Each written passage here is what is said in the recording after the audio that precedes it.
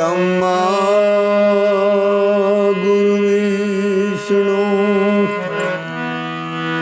गुरु ब्रह्मा गुरु विष्णु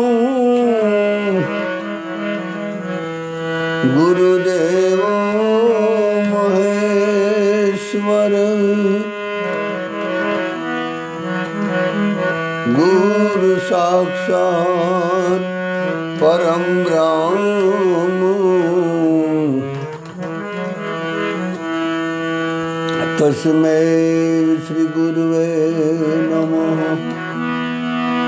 ज्ञानमूलं गुरुमूर्ति पूजामूलं गुरुर्पदम् मंत्रमूलं गुरुर्वाक्यम्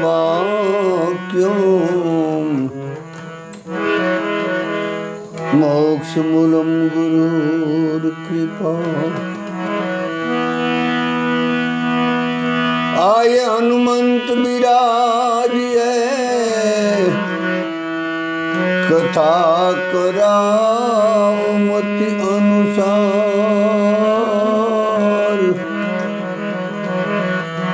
प्रेम सहित गादी धरावो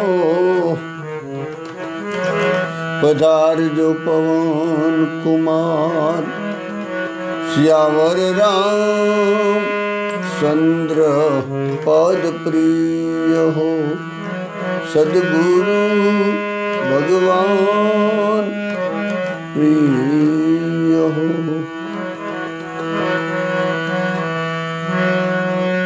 जय राधा माधव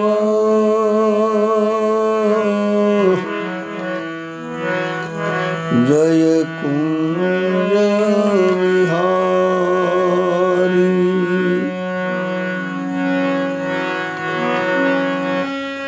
जय गोपी जन वल्लभ जय गिरिवरधारी।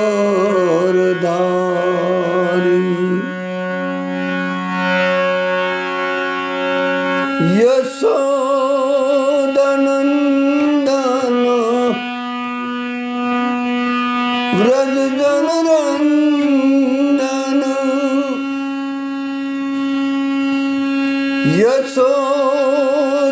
यशोदनंदन व्रज जनरंदन यमुना तीरे बंसारी।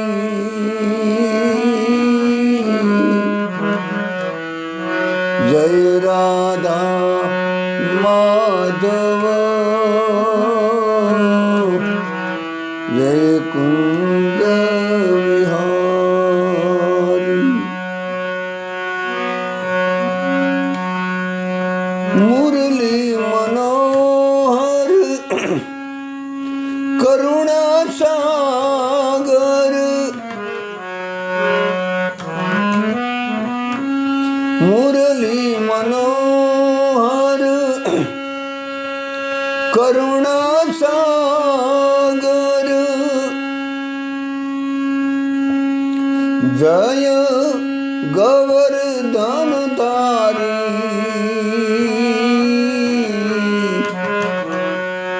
जय राधा माधव जय कुंज विहारी।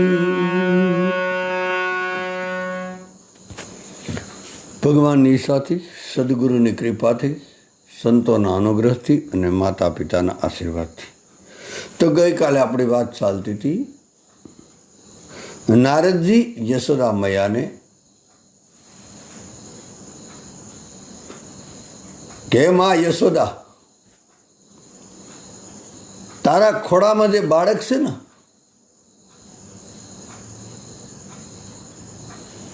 એ કોઈ સામાન્ય બાળક નથી, યશોદા મૈયા તો પરમ ભાગ્યવાન છે. ન જાણે તે કેટલા પુણ્ય કર્યા છે. કારણ કે સરાસર વિશ્વનો સ્વામી, સૌદ બ્રહ્માંડનો હરિ જે બોલીએ તે, અથવા તો અનંત કોટી બ્રહ્માંડ નાયક, અલગ અલગ ભગવાનમાં ઉપર જે શબ્દ બોલાતા હોય બધા, બાકી બધા શબ્દ ત્યાં તુષ છે, નગણ્ય છે.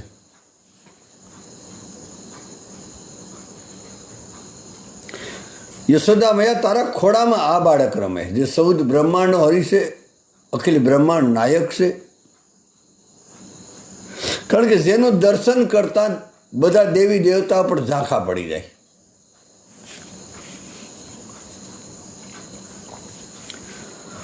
અને યશોદા મૈયા જે તમારા ખોડામાં જે કૃષ્ણ, જ્યારે એનું નામ તો આને તો ખબર જ ના નારદજીને, કે જે લાલો રમી રહ્યો ને,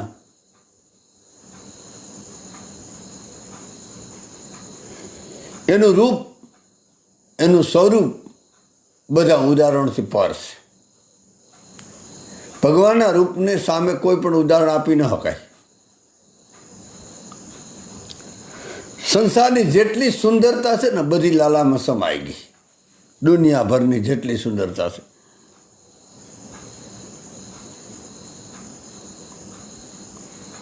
અને જે કૃષ્ણનું રૂપ છે, કૃષ્ણનું સ્વરૂપ છે, કૃષ્ણનું સૌંદર્ય છે, એ કોઈ એમ સજાયેલું નથી કે કોઈ આમ એને આમ શૃંગાર કર્યો એને હોય. એ તો સ્વયં સિદ્ધ છે. એને આમ ટાપટીપ કરીને, જેમ આપણે કેમ ઉપરથી આમ વાળ એ રીતે કરીએ ને શરીરના સારા સારા કપડાં પહેરીએ એવું કરીને આપણે સુંદર થઈએ, એ નહીં. આ તો સુંદરતા કરે, સુંદર કરે. કહેવાય કે કથા એવી છે કે બધા દેવી દેવતાઓ એક એક વૃંદાવનમાં, ગોકુળમાં લાલાના દર્શન માટે આવે. સૌ પ્રથમ તો લાલાના દર્શન કરવા માટે બ્રહ્મલોકમાંથી સરસ્વતીજી આવે.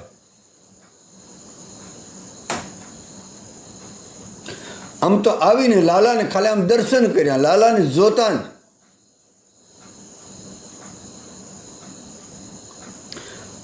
આવીને કેવા લાગ્યા અને મૂંઝાઈ ગયા મનમાં. પહેલાં તો બોલતી બંધ થઈ ગઈ, ચૂપ થઈ ગયા. ઓહો, હાથમાંથી કહેવાય કે વીણા પડી ગઈ. લાલાના દર્શન કર્યા ને સરસ્વતી માતાજીના હાથમાંથી વીણા નીચે વહી ગઈ.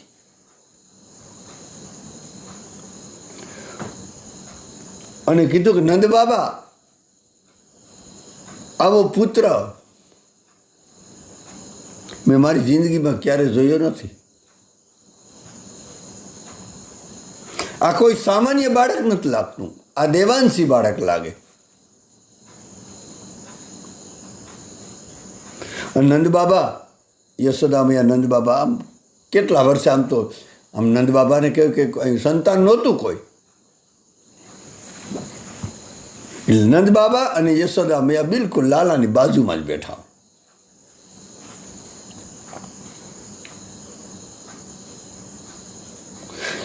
સરસ્વતીજીએ કીધું એનું તેજતા જુઓ તમે.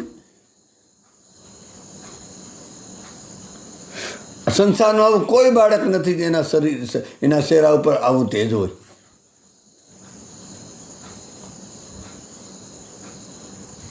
એના ઘૂઘરિયાળા વાળ, એના વાંકડિયા વાળ, એના લાલ લાલ રતુમણા શરણ, એની આંખો, આ બધું જોતા તો અમને આમ ટકટકી મારવાનું મન નથી થતું. હજી તો કહેવાય કે એક અર્થમાં કહેવું હોય તો આમ તો એમ ન બોલે કે, પણ કૃષ્ણ હજી એક જ વાહનો છે, એક જ દિવસનો. આપણે ગામડામાં એમ કહે કે એક વાહનો. બાળક જન્મે ને ગામડાની ભાષામાં કહે કે એક વાહાનું બાળક છે. તો સવાહા થાય ત્યારે એની સઠી ત્યાં વરે બાળકોને જમાડે ને એવું હોય. સરસ્વતીજી કીધું કે જાણે હજી તો એક જ વાહનો છે અને આપણી સામે ટગર ટગર જોતો એવું લાગે.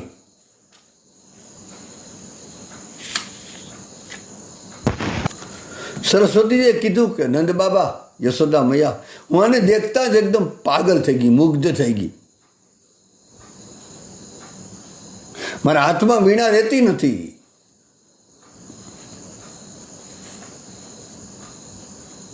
અને લાલાના રૂપનું વર્ણન કરવા જતાં સરસ્વતીની વાણી અટકી ગઈ. કોણ આનું વર્ણન કરે? કારણ કે અનિર્વસની છે. નારદ ભક્તિ સૂત્રમાં કીધું કે અમુક અમુકનું વર્ણન થતું નથી, એ વાણીથી પર હોય. ગીરા અનયન, ત્યાં વાણી પહોંચતી નથી. ગીરા રામચરિત માનસમાં કીધું ને તુલસીદાસે, ગીરા અનયન નયન બિનુ બાની.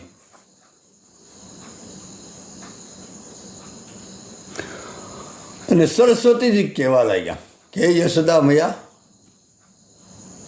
ત્યાં લાલો કેવી રીતે મેળવ્યો?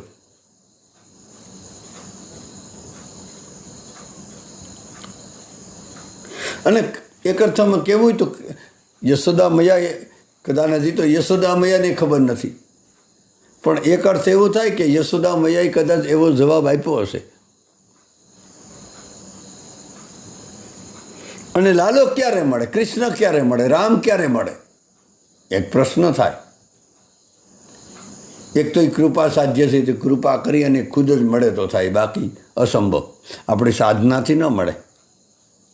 છતાં પણ યશોદા મૈયાએ કદાચ સરસ્વતી માતાજીને એવું કીધું હતું કે સરસ્વતી, કેવળ નિસ્વાર્થ પ્રેમ, નિષ્કામ પ્રેમ હોય એના બદલામાં કૃષ્ણરૂપી ધન મળે. પ્રેમ સિવાય પરમાત્મા નહીં મળે. રામાયણમાં લખેલ છે રામ હિ કેવલ પ્રેમ પ્યારા. ભાગવતમાં લખેલ છે ભાવગ્રાહી જનાર્દન.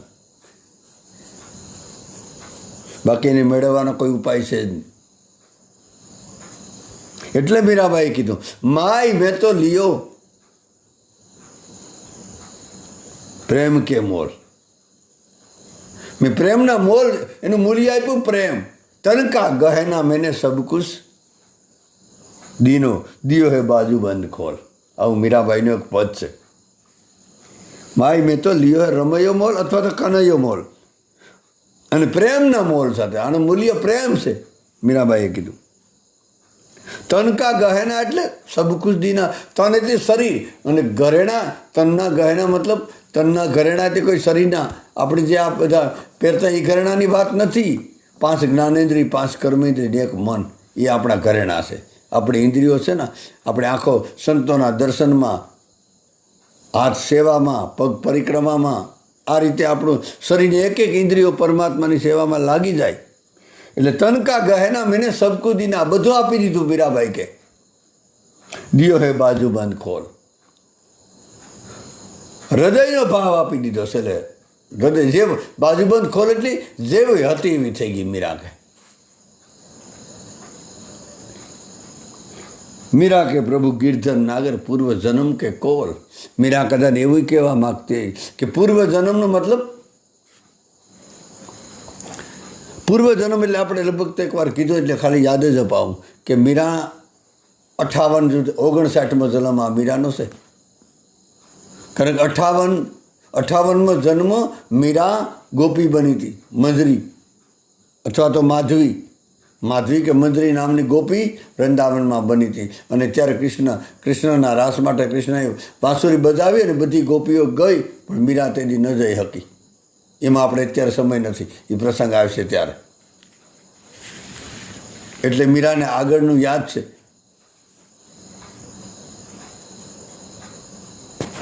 ટૂંકમાં વૃંદાવનમાં નંદ ઘેર આનંદ ભયો, જય કનૈયા લાલ કી. બધા વ્રજવાસીઓ, ગોકુળવાસીઓ બધા મળી અને આનંદ કરે, ઉત્સવ કરે.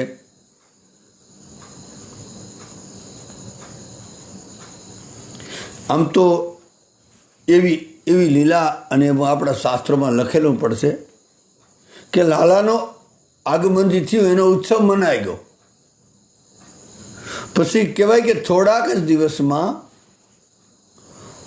વૃષભાનુ એટલે જે રાધાજીના પિતા, એ કહેવાય એક કેવું કથા છે, તમને ગમે ન ગમે, પછી દંતકથા ગણો કે સંત કથા ગણો, જે ગણો તે, કે યમુના કિનારે સ્નાન કરતા હતા રાધાજીના પિતા બરસાનામાં. આ તો ગોકુળ મથુરાનો પ્રસંગ છે. અત્યારે હવે આમ થોડુંક બદલે, મતલબ કે રાધાજીનું પ્રાગટ્ય કઈ રીતે થયું એ પણ આપણે સાથે સાથે લઈ લઈએ. ત્યાં કહેવાય કે યમુનાજીમાં વૃષભાનુ રાજાજીના પિતા સ્નાન કરતા હતા. ત્યાં કહેવાય કે ઓસિંતાને એક ઘટના ઘટી કે 7 વર્ષની કન્યા લાલી યમુનાજીના પૂરમાં આવી અથવા તો પ્રગટ થઈ. કોઈ તણાઈ નથી આવી, પડી ત્યાં યમુનામાંથી પ્રગટ થઈ. 7 વર્ષની હતી અને વૃષભાનું સ્નાન કરતા કરતા આમ પ્રણામ કરીને પૂછ્યું કે તમારું નામ શું છે? કન્યાને કીધું. એ કન્યાએ કીધું મારું નામ રાધા. અને એમ પણ કહેજો હું તમારી પુત્રી છું. આવી એક કથા છે. પછી આ રૂપક માની હોય તો કથા રૂપક માની હગાય, હકીકત માની હોય તો હકીકત માની હગાય. પણ આવી કથાઓ પુરાણોમાં ઉપનિષદોમાં ઘણી છે.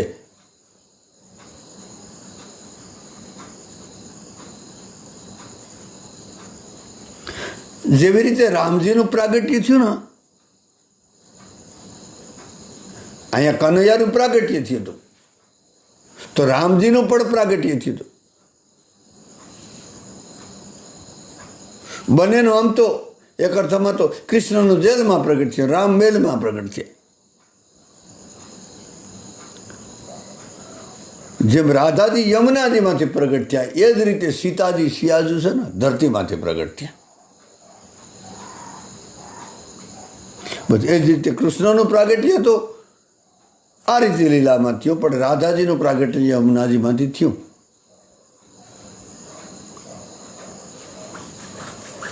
અને બધાને ખબર છે કે કૃષ્ણનું પ્રાગટ્ય શ્રાવણ વદ 8મના દિવસે થયું અને રાધાજીનું પ્રાગટ્ય એના પછી થોડાક સમયમાં, એટલે કે ભાદરવા સુદ 8મના. આવી એક કથા છે.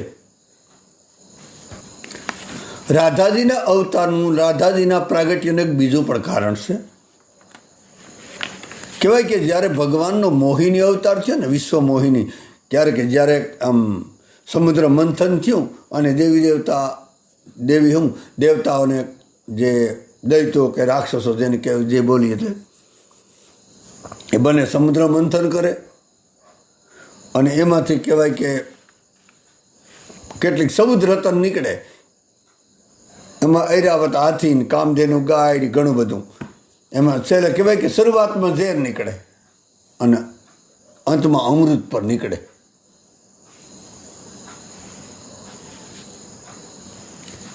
એ વખતે ભગવાન મોહિની સ્વરૂપમાં, એટલે કે એટલી સુંદર આબેહૂબ મોહિની સ્વરૂપ લીધો ભગવાને. અમૃત, નહીતર કહેવાય કે ભગવાનને ખબર છે કે દૈત્યોના હાથમાં આવી જાય તો પછી એને મારવા ભારી પડે. એટલા માટે ભગવાન તો ગમે તે, કારણ ભગવાને અહીંયા એક અર્થમાં કપટ જ કર્યું, પણ એ કપટ, ભગવાન કપટથી પર છે, માયાથી પર છે, એટલે એને કંઈ લાગુ ન પડે.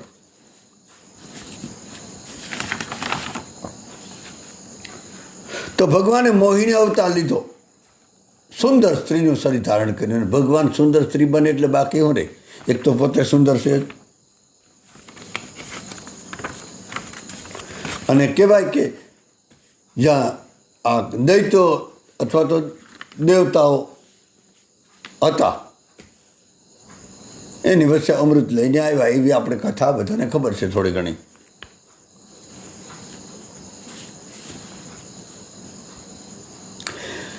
કહેવાય કે ભગવાનનું સૌંદર્ય મોહિની રૂપમાં જોતા છે તો જેટલા દેવતાઓ હતા ને બધા મોહિત થઈ ગયા.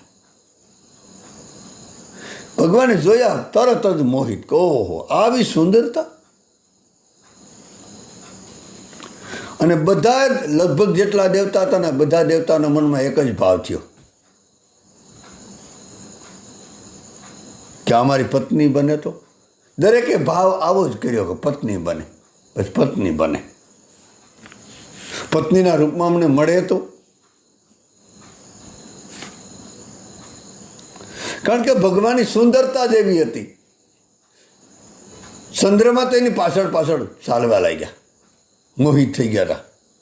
નહીં તો ચંદ્રમાની 27 સ્ત્રીઓ હતી, છતાં પણ હજારની ભગવાનની મોહિની સ્વરૂપ છે ભગવાન છે ને એને પત્ની બનાવવા માંગે.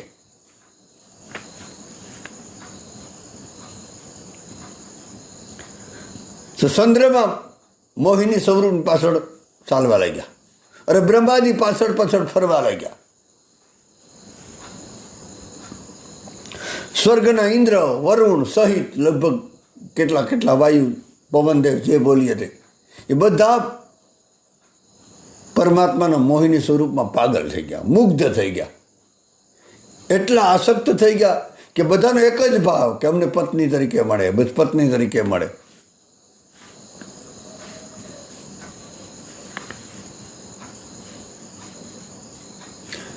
બધા દેવતાઓ ભાન ભૂલી ગયા અને ભગવાનની લીલા કોણ જાણી શકે? દરેકના મનમાં એવો ભાવ કે એકવાર અમને જોઈ લે તો, એકવાર અમારા ઉપર નજર કરે તો, એકવાર દ્રષ્ટિ કરે તો.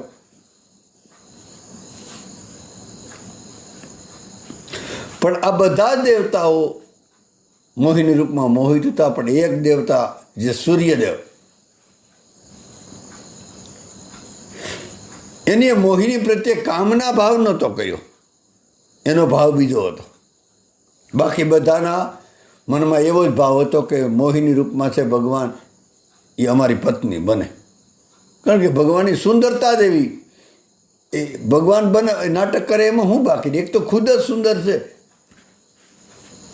આવું એક રાધાજીના અવતારનું કારણ છે, એટલે આ પ્રસંગ લીધો, એમને એમ નથી લીધો.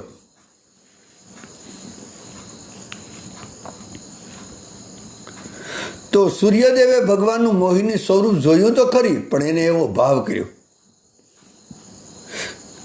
કે આટલી સુંદર જો આ મોહિની સ્વરૂપ છે એ કદાચ મારી પુત્રી બને તો, મારે ઘેર દીકરી થઈને આવે તો.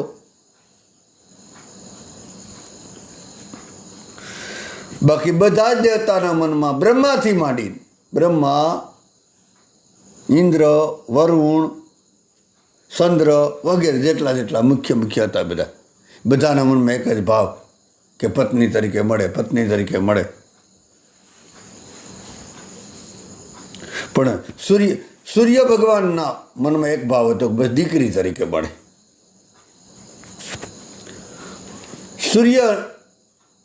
સૂર્યદેવનો ભાવ જોઈ ભગવાને ત્રાસી નજરથી જોયું, એના પર દ્રષ્ટિ કરી,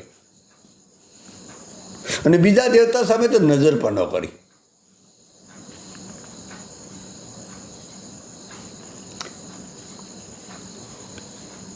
કારણ કે સૂર્યના મનમાં જે ભાવ છે ને એ પુત્રીનો ભાવ છે, દીકરી બનાવવાનો ભાવ છે, કામનાવાળો ભાવ નથી. અને કહેવાય કે ભગવાને સૂર્યદેવ સામે દ્રષ્ટિ કરીને ઈશારો પણ કર્યો અને કીધું કે તમારે મને પુત્રી બનાવવાની ઈચ્છા છે, પણ એ સહેલું નથી. કારણ કે ભગવાને કીધું કે મને પુત્ર રૂપે પ્રાપ્ત કરવો બહુ સહેલો છે, પણ પુત્રી રૂપે પ્રાપ્ત કરવો બહુ અઘરો છે, બહુ કઠિન છે. એના માટે ખૂબ તપશ્ચર્યા કરવી પડે. જો દીકરી તરીકે મને પુત્રી તરીકે પ્રાપ્ત કરવો હોય, ભગવાને કીધું કે તેના માટે અત્યંત ભજન કરવું પડે, સમર્પણ કરવું પડે. સૂર્યદેવે કીધું પ્રણામ કરી કે ભગવાન હું આજથી ભજન શરૂ કરી દઉં, આજથી તપશ્ચર્યા શરૂ કરી દઉં, પણ તમે મને વચન આપો કે મારે ત્યાં મોહિની રૂપમાં તમે આવો. જે મોહિની રૂપ છે ને એ દીકરી બનીને આવો. જે મોહિની રૂપમાં અત્યારે તમે છે ને એ જ તમે છો, અને તમે વચન આપો.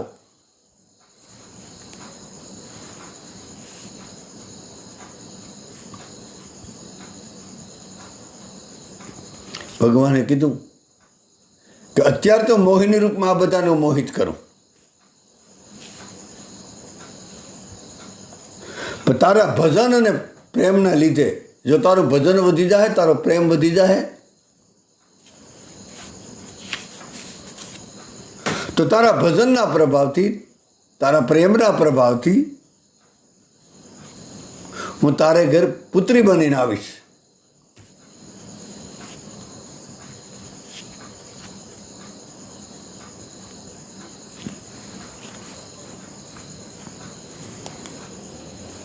અને એમ પણ કીધું, અને હું જ્યારે તારા ઘરે આવીશ, અવતરિત થઈશ.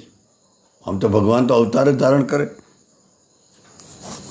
ત્યારે મોહિનીને પણ મોહિત કરી એવી પુત્રી બનીને આવીશ. કહેવાનો મતલબ કે ભગવાન એમ કહેવા માગે કે અત્યારે જે મોહિની સ્વરૂપમાં હું છે ને, એને ખુદને પણ મોહિત કરી એવી પુત્રી બનીને આવીશ. આવું સૂર્યદેવને ભગવાને વરદાન આપ્યું.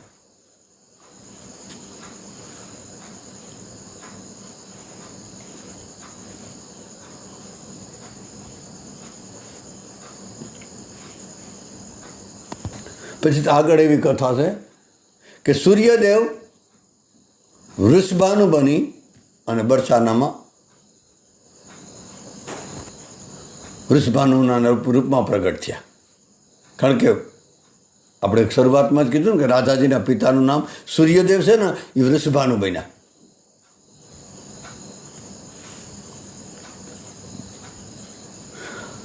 બીજી બાજુ ભગવાન નારાયણ, ભગવાન વિષ્ણુ કહો કે નારાયણ વૈકુંઠમાં વિચારે કે હવે શું કરવું.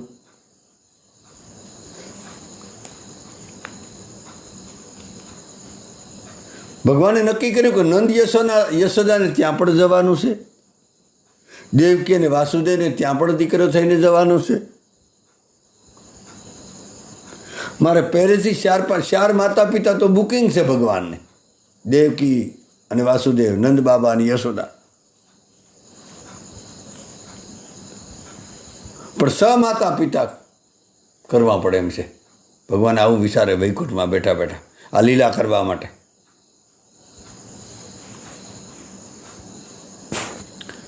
હજી ભગવાન આમ વિચાર કરતા હતા, ત્યાં વિચાર કરતાં કરતાં એક સામે મણી પડેલો જોયો, અને મણી પર ભગવાનની નજર ગઈ.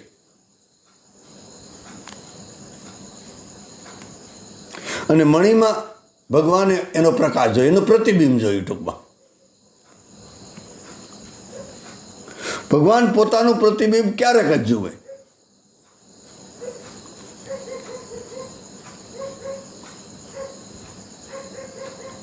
અને અત્યારે પણ વૃંદાવનને આપણે જોઈએ ને, તો અત્યારે હાલમાં પણ અમુક મંદિરોમાં ભગવાનની શૃંગાર આરતી થઈ જાય ને, હાલમાં અત્યારે પણ ત્યારે પ્રતિબિંબ એટલે અરીસો દેખાડવામાં. અત્યારે પ્રતિબિંબ તો આમ ન હોય, પણ આમ તો એમાં દેખાય પ્રતિબિંબ ના. એક અરીસો દર્પણ રાખે અને ભગવાનને આમ શૃંગાર થઈ જાય, એને આરતી થઈ જાય, પછી ભગવાનને અરીસામાં એનું મોઢું દેખાડવામાં આવે મોટા ભાગના મંદિરોમાં.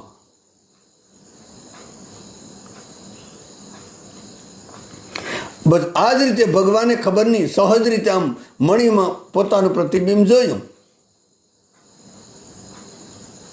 અને પોતાનું પ્રતિબિંબ જોતા પરમાત્મા, સૌદ બ્રહ્માંડનો હરિ ભગવાન ખુદ મોહિત થઈ ગયા, પોતાના રૂપમાં મોહિત થઈ ગયા.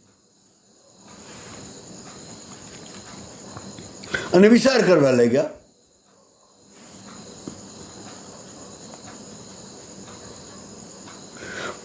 કે મને બધાના રૂપ તો ગમે, પણ મારું પ્રતિબિંબ તો મને અત્યંત ગમે, બધાથી વધારે ગમે. પોતાનું પ્રતિબિંબ જોઈને ભગવાન પાગલ થઈ ગયા, એટલે હદે મુગ્ધ થઈ ગયા. અને રામચરિત માનસમાં પ્રમાણ છે. ભાગવતની કથા છે ને, પ્રમાણ રામચરિત માનસમાં છે. વાલા, રામચરિત માનસમાં એવું કોઈ બને નહીં કે ન હોય, એમાં ગમે તે જવાબ હોય રામચરિત માનસમાં. તુલસીદાસજી પ્રમાણ આપે 105માં.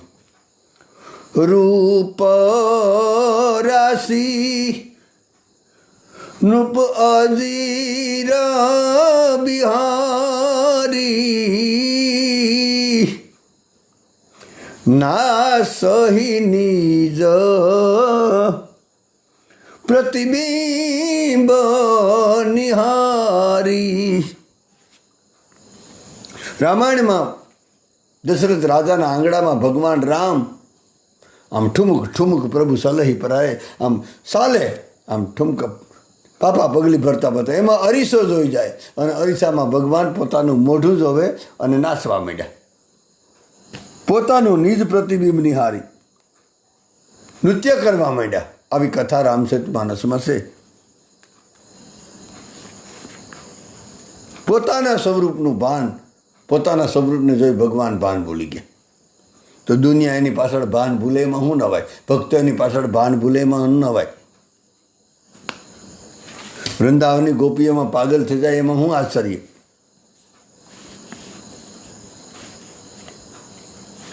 કહેવાય કે ભગવાને પોતાનું રૂપ જોયું, પ્રતિબિંબ જોયું, પછી ભગવાને ભગવાન તો સર્વ કર્તુમાં યથા કર્તુમ એટલે બધું જ કરી શકે. એટલે પોતાનું જે સ્વરૂપ હતું ને પ્રતિબિંબ એને સ્થિર કરી દીધું.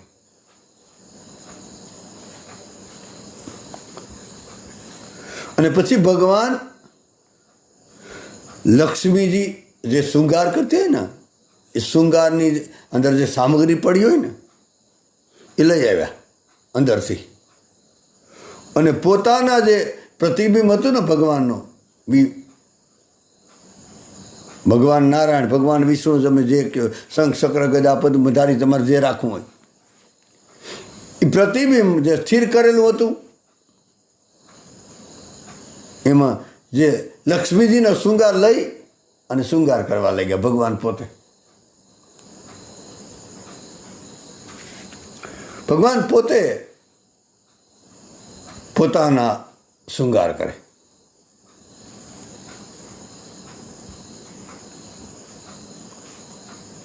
છે પોતાનું સામારું પ્રતિબિંબ ભગવાન સામે છે અને અરીસામાં પ્રતિબિંબ છે, પણ ભગવાને સ્થિર કરી દીધું. સૌ પ્રથમ તો ભગવાને જે ઉપર મોરપીસ હતું ને એ હટાવી લીધું. પછી તમે પ્રશ્ન ન કરતા કે નારાયણને મસ્તક પર મોરપીસ હોય, વિષ્ણુ ભગવાનના મસ્તક પર મોરપીસ હોય, આ બધામાં હોય. રામના માથે પણ મોરપીસ હતું. આ તો ઉપરથી આવેલું છે બધું. રામચરિતમાનસમાં પ્રમાણ છે આનું. સૌ પ્રથમ તો ઉપરથી મોરપીસ હટાવી દીધું. પછી મુકુટ ઉતાર્યો. પછી ધીરે ધીરે ભગવાને કપાળ પર બિંદી કરી,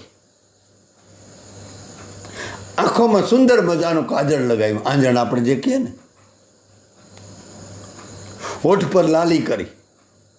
અત્યારે જે લિપસ્ટિક કરે ને, લિપસ્ટિક જે કાંઈ કહેતા હોય ખબર નહીં.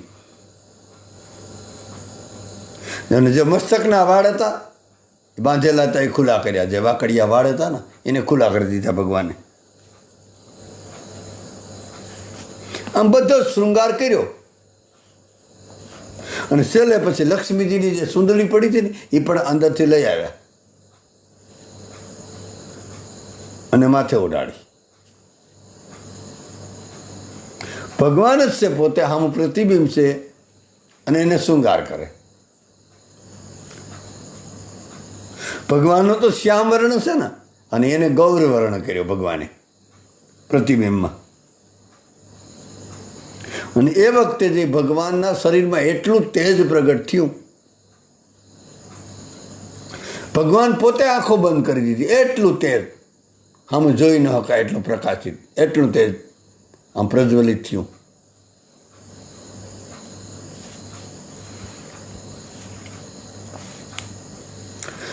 આંખો બંધ કરીએ થોડી વાર પછી ભગવાને આંખો ખોલી.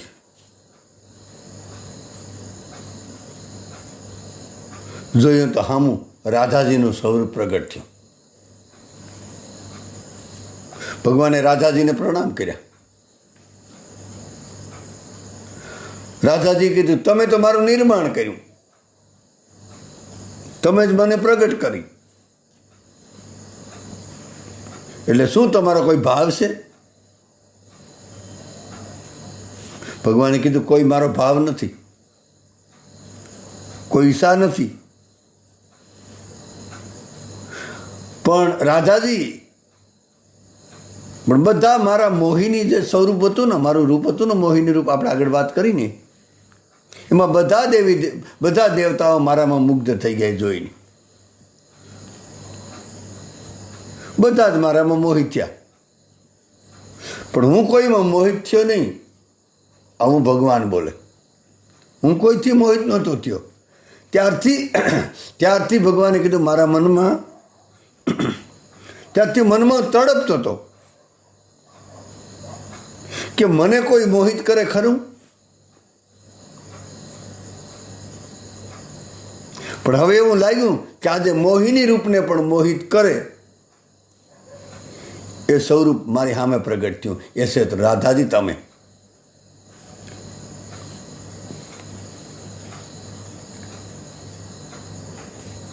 ભગવાને રાધાજીને કહ્યું કે રાધાજી, આ સંસારમાં ધર્મની સ્થાપના બહુ થઈ. ધર્મ સંસ્થાર્થમ સંભવામી યુગે યુગે પરિત્રાણાય સાધુનામ, ગીતાજીમાં કીધું ને, એમાં ધર્મની સ્થાપના કરી ભગવાને. જ્ઞાનની સ્થાપના પણ થઈ. ભગવાને કીધું વૈરાગ્યની સ્થાપના પણ થઈ, ભક્તિની સ્થાપના પણ થઈ. પણ રાધાજી, આ સંસારમાં સાર તો પ્રેમ છે. અને હજી પ્રેમની સ્થાપના નથી થઈ. એટલા માટે તમારો અવતાર પ્રેમની સ્થાપના કરવા માટે.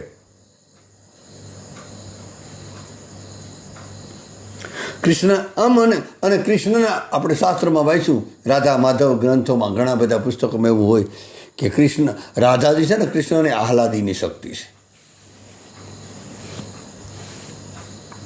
કૃષ્ણે કીધું તમે મારું બધું છે, તમે મારા આત્મા છે, આહલાદીની શક્તિ છે.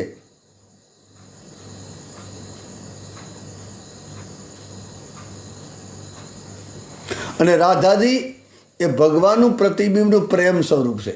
રાધા અને કૃષ્ણ બે નથી. સાહે રાધા નામ લો, સાહે કૃષ્ણ નામ. ભલે આમ સંપ્રદાય વાળા હું બોલે કે ભાઈ બંનેની સાધના કરવી છે, સારું કહેવાય, આપણે એનો વિરોધ ન કરાય. પણ રાધા અને કૃષ્ણ બે જ નથી. આ એકમાંથી જ પ્રગટ થયું બધું. એક જ છે, બીજું કોઈ છે જ નથી આ સંસારમાં. પરમાત્મા સિવાય બીજા કોઈની સત્તા નથી. ચાહે રામ કહો, ચાહે રાધા કહો, ચાહે કૃષ્ણ કહો, ચાહે ભગવતી કહો, કોઈ પણ બોલો, છે એક તત્વ. પરમ તત્વ એક જ છે. પરમ તત્વ બે ન હોય. અને રાધા કૃષ્ણ એક છે, સીતારામ એક છે. એ તો સંપ્રદાયમાં એવું બોલવું પડે કે રાધે વિના કૃષ્ણ આધે, રાધા વગર કૃષ્ણ અડધો. આવું શું કરવા પડે? ખબર નહીં આ ક્યાંથી આવી જતું હોય. બેને ભજવાની જરૂર થાય તો વધારે ને. રાધે કૃષ્ણ કોઈનો મંત્ર હોય તો ખાસ બોલવો. કોઈનો શ્રી કૃષ્ણ હોય તો ચાલશે, કેવલ કૃષ્ણ હોય તો ચાલે, કેવલ રાધા હોય તો ચાલે, કેવલ રામ હોય તો ચાલે. કારણ કે રામે રાધા બસતે મોમે માધવ જાણ. ખાલી રામ શબ્દ બોલાઈ જાય ને તો રાની અંદર રાધા, રામનો રા અને રાધાનો રા, અને મ એટલે રામ, મ એટલે મધુસૂદન અથવા મોહન. રામ મંત્રમાં રાધા અને કૃષ્ણ આવી જાય. કે અહીંયા ક્યાં બીજું છે કોઈ?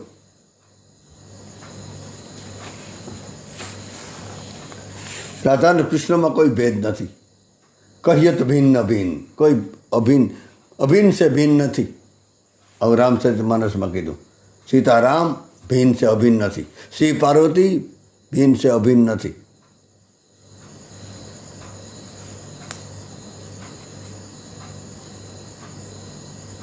તો રાધા અને કૃષ્ણમાં કોઈ ભેદ નથી, કોઈ અંતર જ નથી.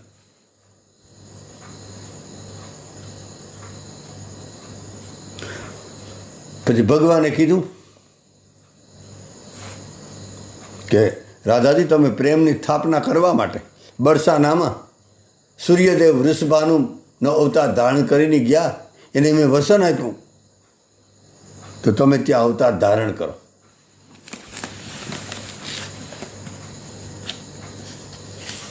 કહેવાય કે એ પછી રાધાજી વૃષભાનુને ઘરે અવતાર ધારણ કરે. રાધાજીનું પ્રાગટ્ય, કૃષ્ણનું પ્રાગટ્ય રાત્રિના 12 વાગ્યે છે. રામજીનું પ્રાગટ્ય બપોરના 12 વાગે છે અને રાધાજીનું પ્રાગટ્ય બ્રહ્મ મુહૂર્તમાં છે, એટલે વહેલી સવારે.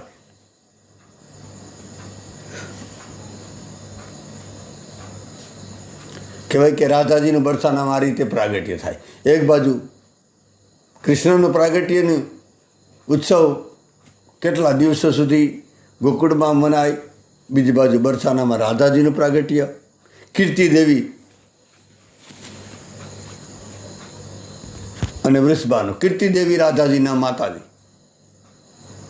અને વૃષભાનુ એમના પિતા. ખૂબ ઉત્સવ કર્યો, આનંદ આનંદ આનંદ ચારે બાજુ.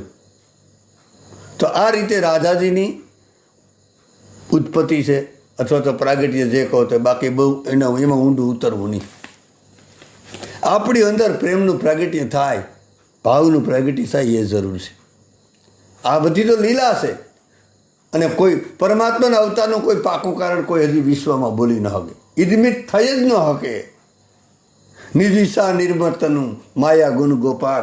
રામચરિતમાં માનસમાં લખ્યું કે મારી ઈચ્છાથી હું અવતાર ધારણ કરું, મારી ઈચ્છા પ્રમાણે બધું કરું. પરમ સ્વતંત્ર છે ભગવાન આપણા પર.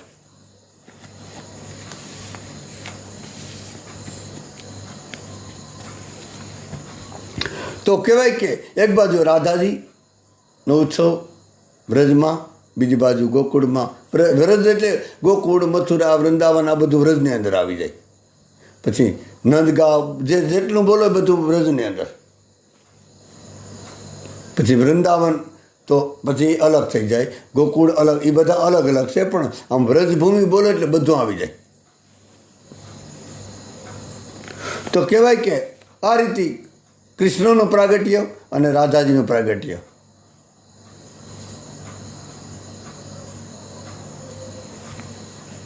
આ બધા બંનેના સુખનું સદભાગ્ય વ્રજવાસીઓને મળ્યું. એક એક વ્રજવાસી હૃદય આનંદથી ભરાઈ ગયું.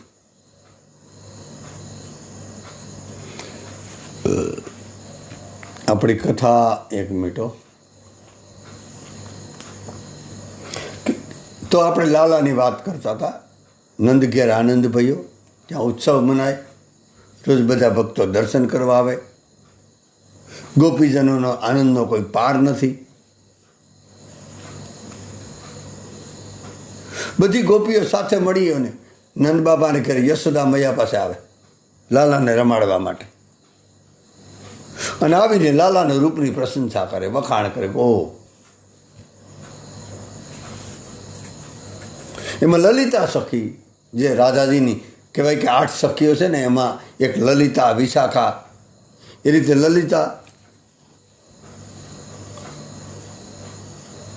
લલિતા સખીએ કીધું કે આ લાલો સૂતો હોય ત્યારે કેવો સુંદર લાગે,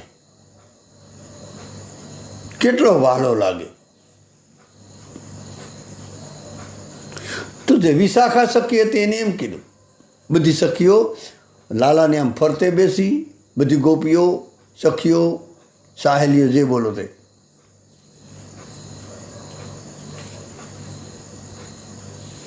તો વિશાખા સખી હતી એને કીધું કે લાલાના વાળ તો જો કેટલા સુંદર છે, વાકડિયા વાળ, એકદમ કાળા કાળા, કેટલા મનોહર લાગે, આપણા મનને ખેંચી લેવું. તો જે તારાવલી ગોપી હતી ને, 3જા નંબરની તારાવલી, એને લાલાને શરણની વાત કરી કે લાલાના શરણ તો જોવો. લાલા જાણે એમ થાય કે લાલાના શરણ પખાડવાની ઈચ્છા થઈ જાય. હજી તો લાલો બી 2-3 દિવસનો માંડ, બિલકુલ નાનો. આમ લાલો નાનો છે ને આમ મોટો ગજબ છે.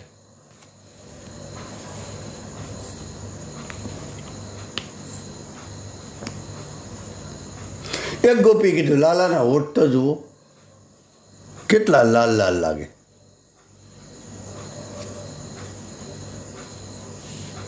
એક ગોપી કીધું લાલાનું મોરપીસ તો જુઓ, આપણે આકર્ષિત કરે. એક ગોપી કીધું કપાળ તો જુઓ રાધાનું કેવું સમકે, લાલાનું કપાળ તો જુઓ કેવું સમકે. એક ગોપીએ કીધું કે લાલાના ગાલ તો જુઓ, એના ગાલમાં ખંજન પડે. ઘણાના ગાલમાં છે ને બહુ ઓછી વ્યક્તિ હોય ગાલમાં આપણે આમ કેમ કે હું આમ ગાલની છે ને બરાબર બંને સામે છે ને આમ જે આમ જે ખાડા પડે, મતલબ આમ ઢાળી નહીં શકાય, જેને હોય કોઈને હોય, બહુ ઓછા માણસોને હોય. અને લગભગ જેને આ ગાલમાં આવી રીતે જે ખાડા છે ને એ માણસ લગભગ આમ આનંદી હશે. તમારે જોવું જોઈ લેજો, એ આનંદમાં રહેતો હોય, એનું જીવન બહુ સારું છે એવું લગભગ આપણે જોયું ત્યાં લગી જોવામાં આવે. બાકી આપણે વધારે માત્રામાં જોયું.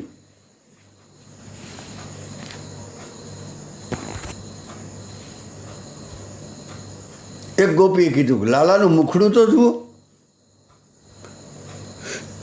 જોયા જ કરીએ, મટકું મારવાની પૈસા થતી નથી એવું લાલાનું મુખડું છે.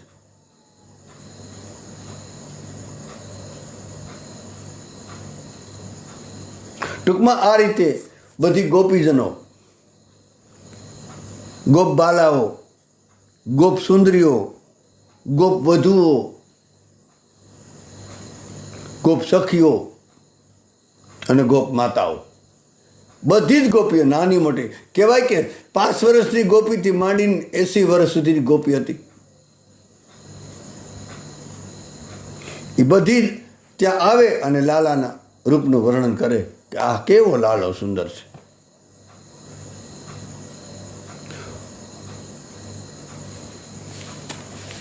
એટલે તો પુષ્ટિ માર્ગમાં વલ્લભ મહાપ્રભુ અને લાલાની સુંદરતા ગજબ છે.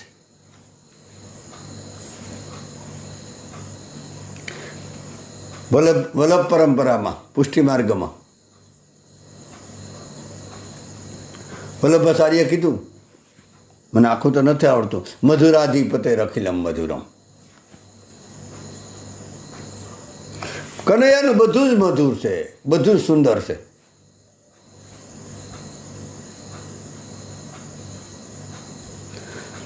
બધી ગોપીઓ, બધી સખીઓ ગોપીઓ ભેગી મળી અને લાલાના એક અંગનું રૂપનું વર્ણન કરે, એક અંગની પ્રશંસા કરે. આનો અર્થ કદાચ એવો થતો હશે, બધી ગોપીજનો આમ જ રોજ આવીને એના એક અંગનું વર્ણન કરે, રૂપના વર્ણન કરે. એનું કારણ એ હશે કદાચ કે ખરેખર તો જેને ભજન કરવું હોય ને, ગોપીઓ બતાવવા માગતી હોય કદાચ, જેને ભજન કરવું હોય, આપણે ઈષ્ટ હોય ને, પછી રામ હોય, કૃષ્ણ હોય, શિવ હોય, એના એક અંગનું આપણે ધ્યાન ધરવું. આપણી જે બધી ઇન્દ્રિયો છે ને એને અર્પણ કરવી.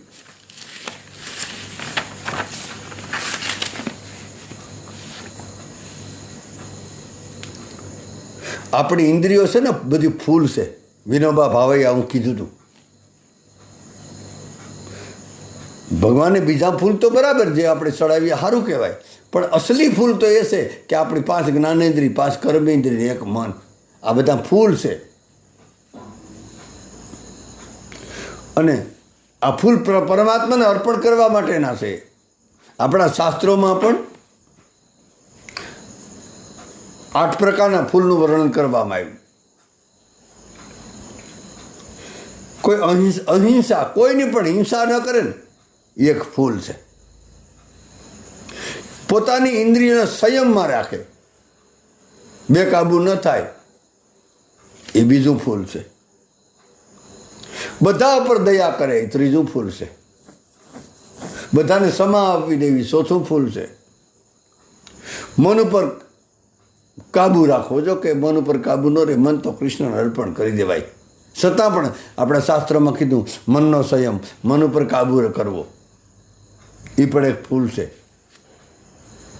પછી ભગવાનનું ધ્યાન ધરીને જપ કરવો, એ ફૂલ છે. જ્ઞાનની પ્રાપ્તિ કરી લેવી, શ્રદ્ધાવાન લભતે જ્ઞાન, ગીતાજીમાં કીધું શ્રદ્ધા હોય તો જ જ્ઞાન મળે, બાકી નહીં. અને આ 8મું અંતનું સત્યનું પાલન કરવું. 8 ફૂલ છે આપણા સંતોએ કીધું.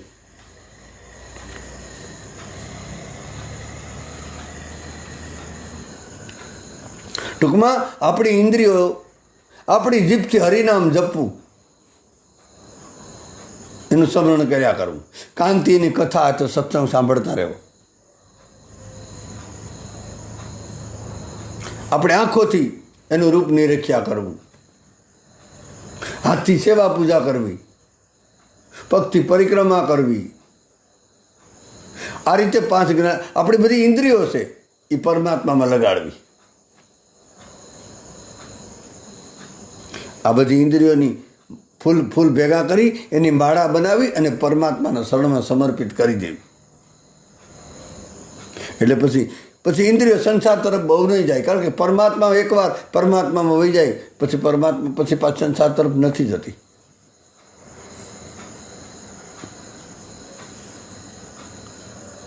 તો આપણી મૂળ વાત હાલે લાલાની સુંદરતા. બધી જ ગોપીઓ, બધી સખીઓ આવીને લાલાને બસ રૂપનું વર્ણન કરે.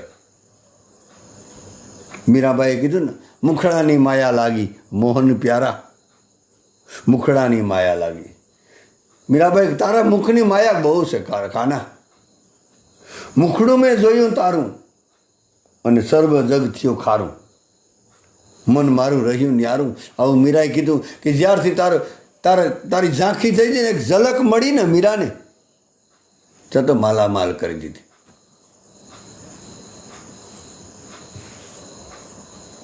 સખી મારો કાનુડો કલેજી કી કોર, આવું મીરાબાઈએ કીધું. સખી મારો કાનુડો કલેજાની કોર,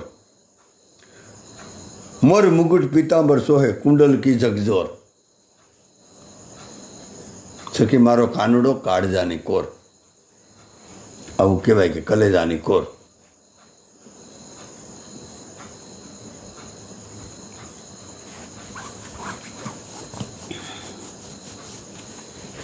જે રીતે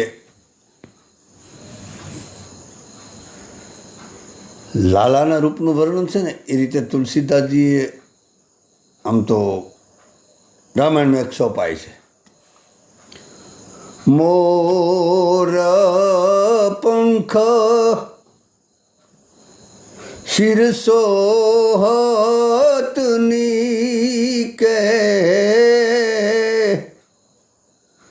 ગુસબીસ કુસુમ કલી કે.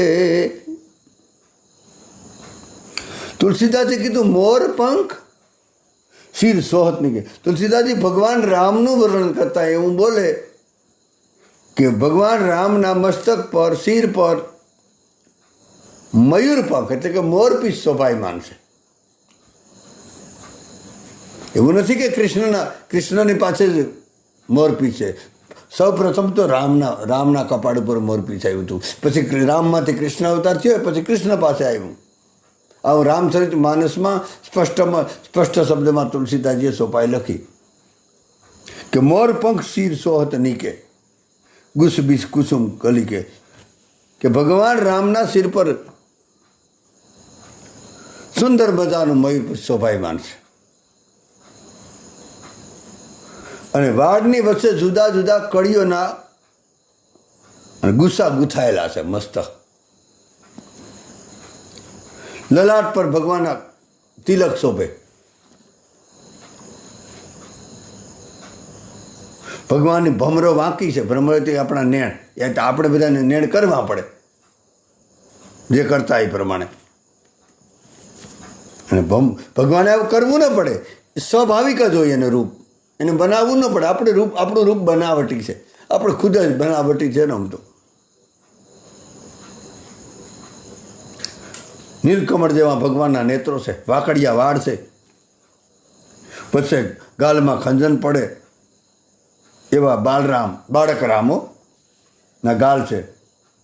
એકદમ મનોહર નાસિકા છે, એટલે નાક. આપણા મનનું હરણ કરી લેવી એની મુખ મુદ્રા છે. વિશાળ ભુજાઓ છે.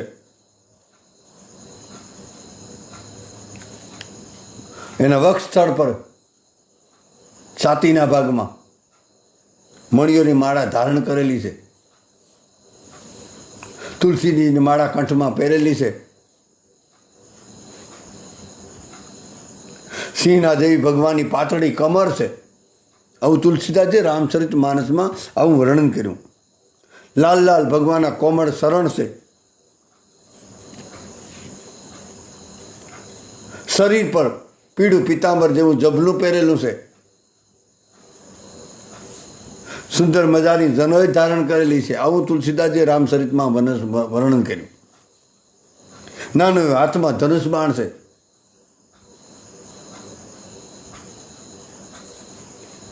અથવા તો રામલલાના હાથમાં ધનુષ બાણ હોય, શ્યામલલાના હાથમાં વાંસળી હોય, મોરલી હોય.